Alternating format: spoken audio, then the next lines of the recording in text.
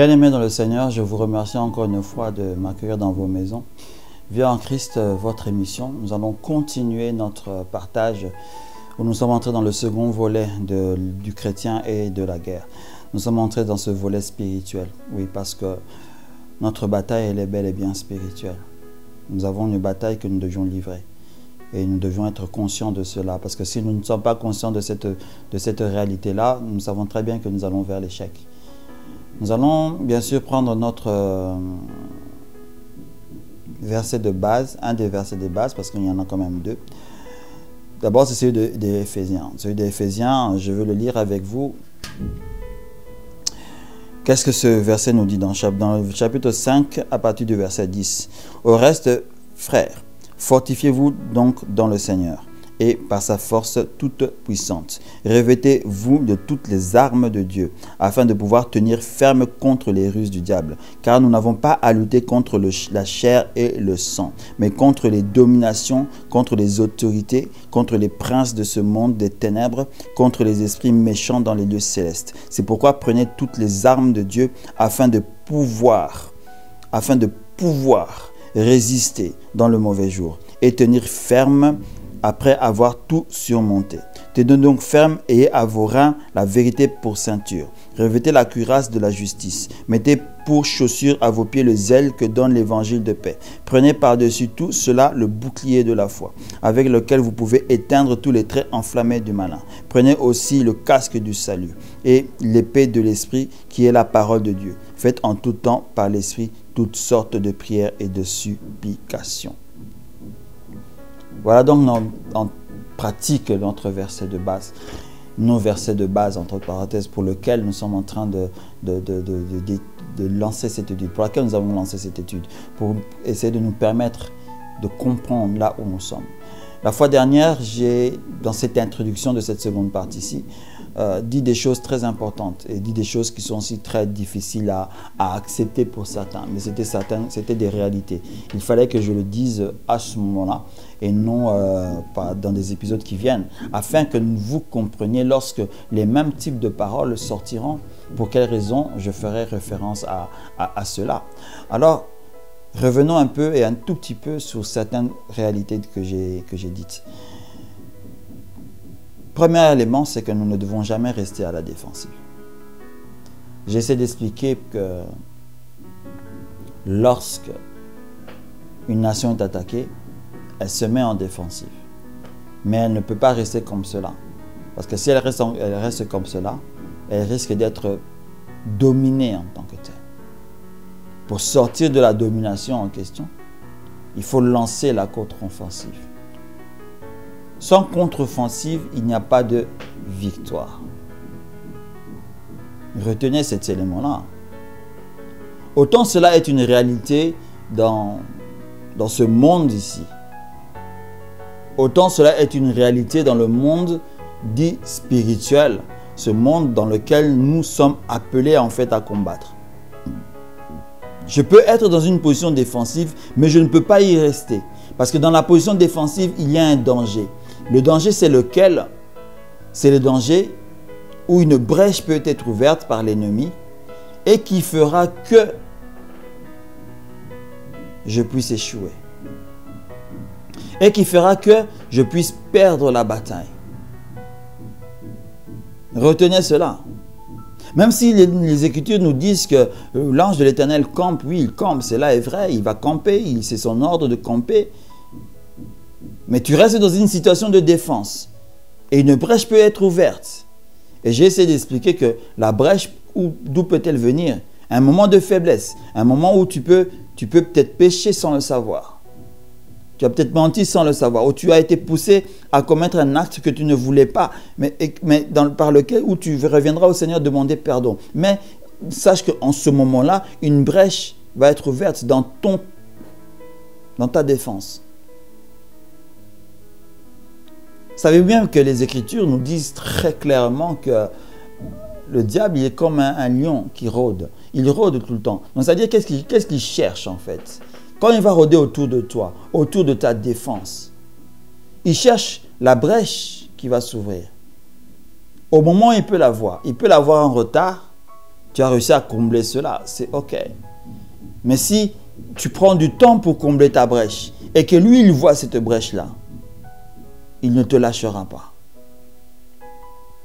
C'est la raison pour laquelle nous connaissons beaucoup d'échecs dans notre vie spirituelle et beaucoup d'échecs dans notre vie contemporaine. Parce que n'oubliez pas que les éléments de notre vie contemporaine sont dictés et décidés dans le monde spirituel. Vous savez que le diable, dans notre histoire avec Job, par exemple, il était dans l'impossibilité d'attaquer Job. C'est la raison pour laquelle, quand il est venu devant le Seigneur, il a dit, écoute, tu as mis une protection devant lui. Donc ça veut dire qu'en fait, que faisait en fait le diable? Quand vous lisez ce livre, en fait, il avait cherché, en fait, mais il n'avait pas trouvé de brèche chez lui. Il a tout fait. Il a tout fait, d'aller à gauche, à droite. Il a vérifié en bas, en haut. La protection était tellement puissante. Mais il en avait quand même trouvé une indirectement. C'est pas qu'il avait trouvé cela, mais en fait, Job lui-même avait créé sa propre brèche. On nous enseigne, quoi que ce soit peut être vrai ou faux, que c'était la peur de Job qui était la porte par laquelle, en fait, le diable est allé demander la permission. Cela ne nous est pas cité comme cela. Quand on lit l'histoire de Job, on ne voit pas ça dans ce sens. On sait qu'il avait peur de quelque chose. On le sait très clairement, qu'il avait peur que ses enfants puissent commettre, nanana, etc. Raison pour laquelle il faisait des prières. C'est bon. Mais pour quelle raison il devait avoir cette crainte-là? Ne devait-il pas avoir la confiance simplement au Seigneur, disant que non, mes fils ils feront quelque chose de bien? Mais bon, est-ce que l'ennemi avait vraiment utilisé la brèche? Non, non, non, non. Il n'avait pas vraiment utilisé cette brèche-là. Il est allé simplement demander une permission au Seigneur. Écoute, ôte-lui ceci. C'est-à-dire qu'en notant cela, quelque chose va s'ouvrir dans sa protection. Et je veux frapper la personne. Et tu vas voir comment il va te régner. On ne va pas entrer dans cette histoire-là. C'était juste pour vous faire comprendre comment l'ouverture d'une brèche peut causer du tort.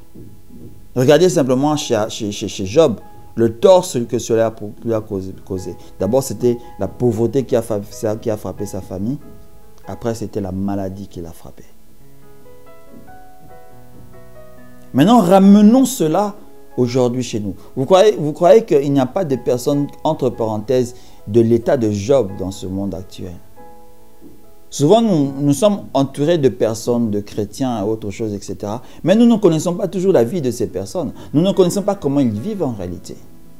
Vous savez, il y a des chrétiens qui sont vraiment des chrétiens. Il y a des chrétiens qui, entre parenthèses, je dirais, ou je me permettrais de dire, qui ne pêchent pas, qui ne font pas forcément des erreurs.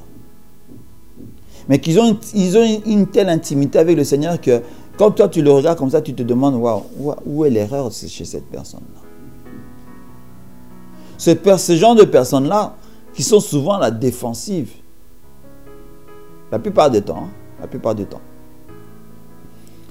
lorsqu'ils commettent souvent une erreur, pour quelle raison leur chute est tellement grande? Regardez l'allusion que j'ai faite depuis le début de cette émission. Si vous restez à la défensive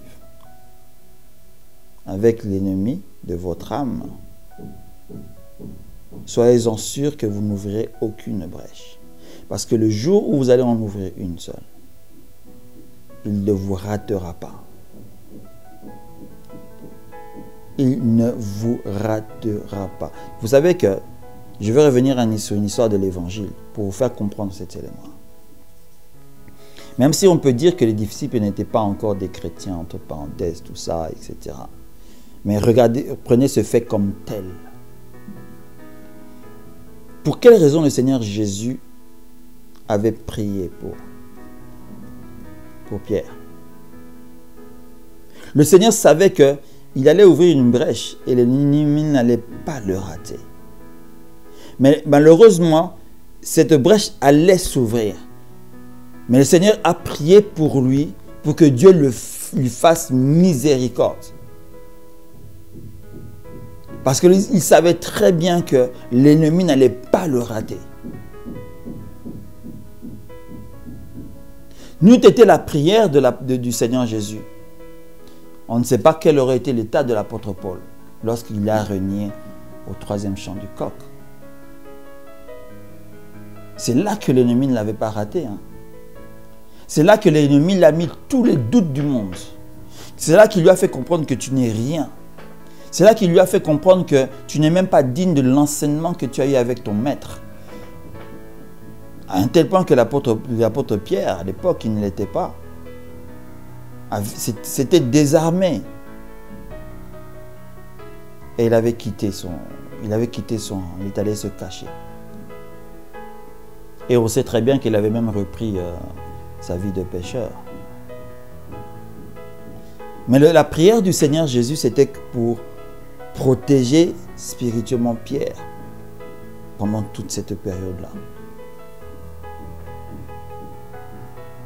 Donc vous comprenez pourquoi un état de défense, lorsqu'une brèche est ouverte, lorsque l'ennemi frappe, cela peut avoir un impact négatif sur votre existence. Saviez-vous que, à cause de certaines brèches ouvertes comme ça, certaines personnes ont renié la foi? L'acte de Pierre était presque un acte de reniement de sa foi. Mais aujourd'hui, dans notre monde actuel, on sait, et vous êtes peut-être témoins, vous avez vu des frères et des sœurs abandonner la foi chrétienne, tout simplement parce que quelque chose s'est passé. La brèche avait été ouverte. L'ennemi a réussi à frapper là où il fallait. Et la personne a tout abandonné. Vous voyez pour quelle raison l'état de la défense n'est pas bon. Autant elle n'est pas bonne dans une guerre réelle dans le monde d'aujourd'hui. Autant dans notre monde spirituel, l'état de la défense est dangereuse. Si l'apôtre Paul nous avait dit de nous armer, on ne s'arme pas simplement pour se défendre. On s'arme aussi pour aller en guerre.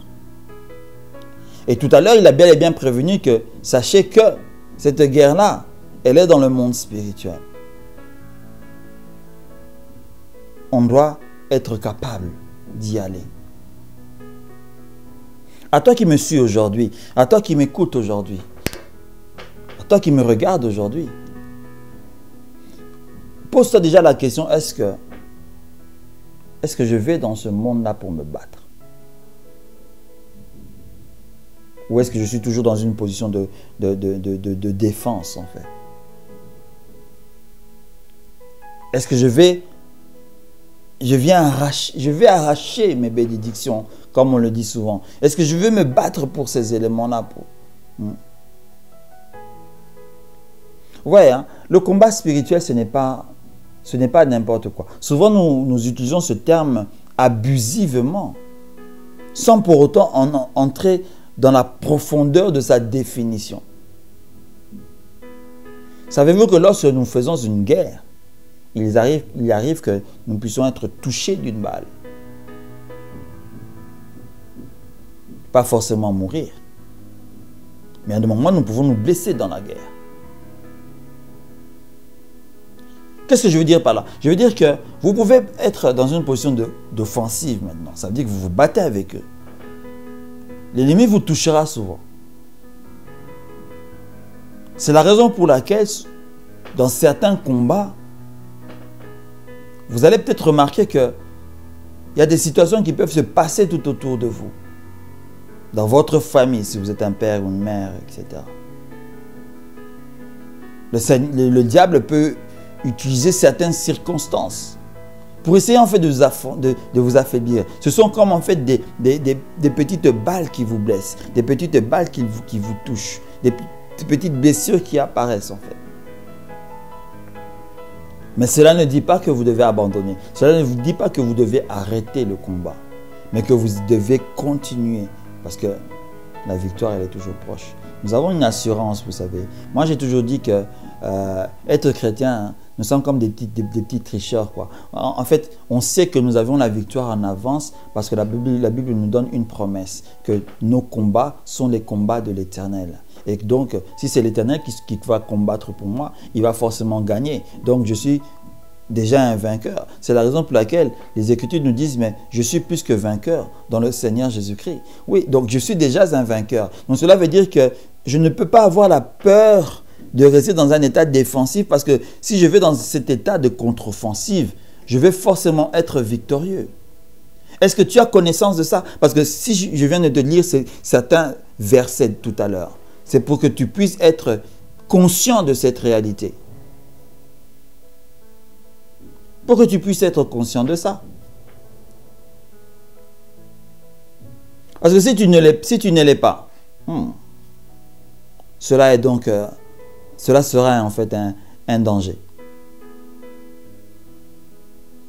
Si tu ne l'es pas, cela sera un danger. Tu dois être conscient que tu as la victoire avec toi. Au moment où tu entres déjà dans cette bataille-là. Tu dois être conscient, tout simplement. Parce que si tu ne l'es pas, ce n'est pas bon. Ce n'est vraiment, vraiment, vraiment pas bon. Et tout cela, c'est la connaissance. Tu dois connaître cette réalité-là. Parce que si tu ne connais pas la réalité, tu auras donc peur. Tu as donc peur d'aller en bataille contre les ténèbres, contre l'ennemi. Et pourtant, tu es obligé de le faire. Et pourtant, tu es obligé d'aller. Tu es obligé de faire cette guerre-là. Si tu ne la fais pas, je ne dis pas malheur à toi. Mais vous savez que le Seigneur nous dit dans sa parole que nous avons tout par sa grâce. Mais il nous fait comprendre que nous devons arracher souvent notre bénédiction. Il y a certaines bénédictions que nous n'avons pas parce que nous n'allons pas prendre cela, nous n'allons pas arracher cela, si je peux dire. Mais elles sont là en fait. Tu peux aussi ne pas les prendre. Cela ne va pas t'interdire ou t'empêcher d'entrer dans le royaume des cieux. Non, ça ne t'empêchera pas du tout. Loin de là. Mais tu n'auras pas joui de la vie pour laquelle tu as peut-être été appelé en réalité. Souvent, on donne certaines, pas des histoires, mais bon, juste des exemples un peu satiriques, j'appelle un peu cela, en disant, un jour nous allons être devant le Seigneur et il a dit, mais Seigneur, mais pourquoi j'étais comme ça dans ma vie, pourquoi je n'avais pas ceci, je n'avais pas cela, et brusquement le Seigneur nous montre qu'il nous avait en réalité déjà donné toutes ces choses, mais que nous n'allons pas les prendre, qu'on était juste en fait oisifs, qu'on ne s'était pas battu pour cela. Parce que souvent nous croyons en réalité que je viens au Seigneur Jésus, j'aurai tout. Écoutez, nous n'allons pas nous méprendre aujourd'hui parce qu'il y a un élément qui est très important. C'est lequel? Ce n'est pas le fait que tu es venu au Seigneur Jésus que tu as toutes choses. On parle que tu as tout dans les lieux célestes, en Jésus-Christ, mais pas sur la terre. Tu veux posséder les éléments sur la terre, tu dois te battre comme sur la terre. Mais tout en sachant que ce qui est décidé sur cette terre-là, c'est dans les lieux invisibles. Donc cela veut dire que ton combat commence dans le monde des esprits. C'est pas parce que si je dis le monde des esprits, automatiquement on entre dans de la sorcellerie. Non, pas du tout.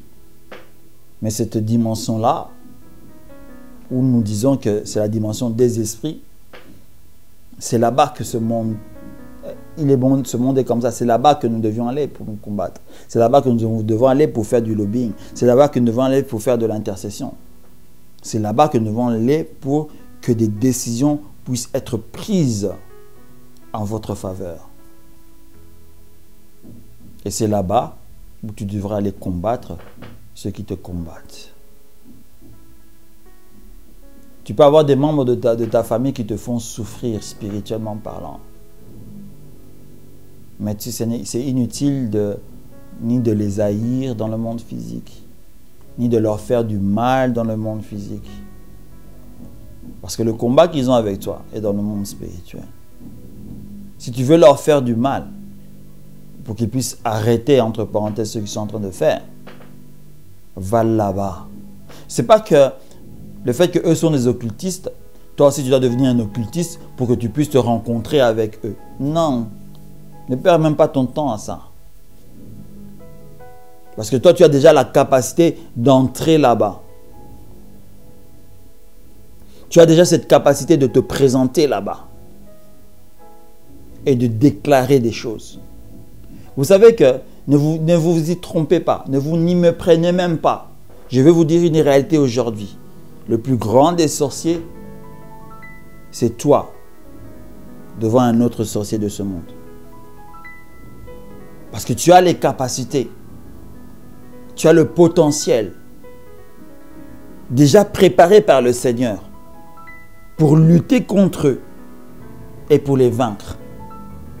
Si eux font des sacrifices et des sacrifices et des sacrifices pour cela, pour arriver dans l'état qu'eux ils ont, toi tu n'as qu'un seul nom, le nom de Jésus. Ne vois-tu pas aussi là que tu es plus puissant qu'eux?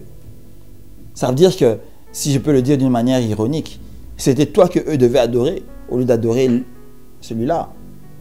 Parce que tu es plus puissant que la parole que leur maître a dit. Parce que toi, tu peux dire une parole et la parole de leur maître ne fonctionne même pas sur eux. Et ils sont incapables de faire quoi que ce soit. Ne vois-tu pas que tu es le plus grand dans ce monde-là? Pour quelle raison aurais-tu donc peur? Pour quelle raison même chercherais-tu à prendre le même type de chemin que eux prennent? Ne perds pas ton temps à ça. Ne perds pas ton temps.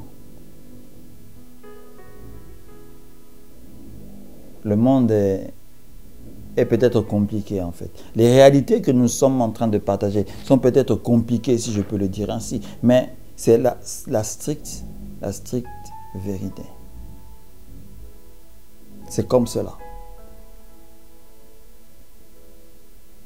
Avant de clôturer cet épisode-ci, je voudrais poser une question importante. Parce qu'il y a un élément que nous ne devons pas oublier. Je l'ai dit dans l'émission précédente. La porte, je dis très bien, la porte qui doit être ouverte pour que nous puissions entrer là-bas a une clé. Et cette clé-là, nous la possédons d'office lorsque nous sommes un enfant de Dieu. Lorsque nous devenons enfants de Dieu, nous possédons cette clé d'office. C'est la prière. Et cette prière-là ne doit pas venir de quelqu'un d'autre pour toi, mais elle doit venir de toi. Parce que c'est toi qui dois tenir la clé. La personne-là ne doit pas tenir la clé pour que tu puisses ouvrir cette porte-là ou pour que tu puisses aller. Ce n'est pas cette personne-là qui doit non plus ouvrir des portes et aller se battre pour toi. Il n'est pas Dieu. La parole de Dieu dit que tes combats, ce sont les combats du Seigneur. Tes combats ne sont pas les combats de ton pasteur. Comprends cet élément-là. Comprends cette réalité-là. Ton combat n'est pas le combat du prophète de ton église. Ne va pas gâcher sa vie devant le Seigneur. Comprenez ce que je suis en train de dire. Ne leur donnez pas le piédestal qu'ils n'ont pas et qu'ils n'auront jamais devant le Seigneur. Au contraire, lorsque nous donnons des piédestals ainsi à ces personnes-là, par faiblesse, ils peuvent croire qu'ils sont supérieurs à tous. Et pourtant, ils ne sont que des simples serviteurs. Et au lieu que nous, maintenant, nous les voyons, nous les regardons avec un regard de serviteur, nous les regardons avec des regards de Dieu. Et pourtant, ce sont des simples serviteurs. Allez chercher le terme serviteur et regardez ce que cela veut dire. La Bible ne nous demande pas de les regarder comme des dieux, mais d'apprendre à les honorer. Ça, c'est un autre terme. C'est une autre explication, c'est un autre cours. Peut-être nous y arrivons si le Seigneur nous le permet. Qu'est-ce que c'est qu'honorer un serviteur de Dieu? Honorer quelqu'un qui est dans le service pour le Seigneur. C'est toute une étude. Mais là, ce que je suis en train de vous dire tout à l'heure, c'est que ne prenez pas ou ne laissez pas les pasteurs, les prophètes, etc. prendre la clé, ouvrir cette porte pour vous et entrer dans cette chambre-là ou dans cette dimension-là pour se battre pour vous et vous apporter la victoire. Vous vous méprenez. Vous êtes en train de perdre du temps. C'est une des raisons pour laquelle souvent on ne va pas de l'avant. C'est au contraire vous qui deviez prier. Si vous devez jeûner, vous jeûnez. Si vous devez prier, vous priez. Parce que c'est votre prière qui va ouvrir cette porte-là. C'est à l'aide de la prière et de la fortification du Saint-Esprit que vous allez entrer dans ce monde-là et que vous allez déclarer. La déclaration, ce n'est pas le pasteur qui va le faire. Les déclarations, ce n'est pas le prophète là qui va le faire. Ces déclarations-là doivent venir de ta propre bouche. Elles doivent venir de toi.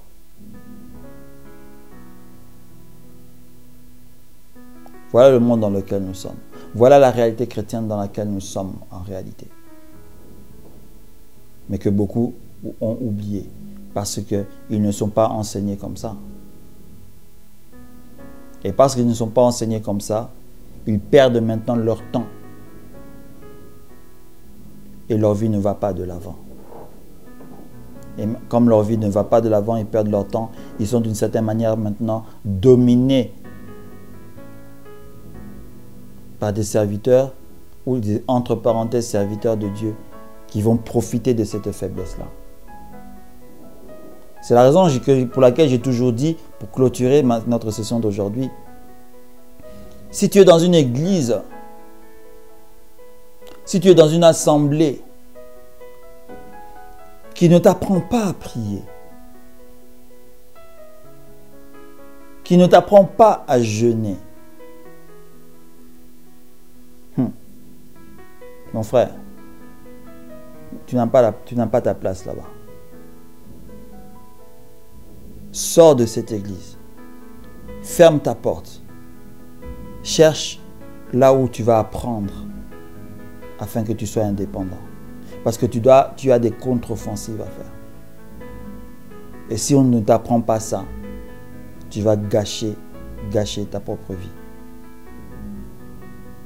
Retrouvons-nous la semaine prochaine avec un autre enseignement. Bien sûr, nous allons continuer ce que nous avions débuté pour voir encore en profondeur là où le Seigneur est en train de nous amener, pour nous délivrer, pour sortir d'un mode de vie actuel que nous, chrétiens, nous avions, que nous ne devions pas avoir. Au nom précieux de notre Seigneur Jésus-Christ. Amen.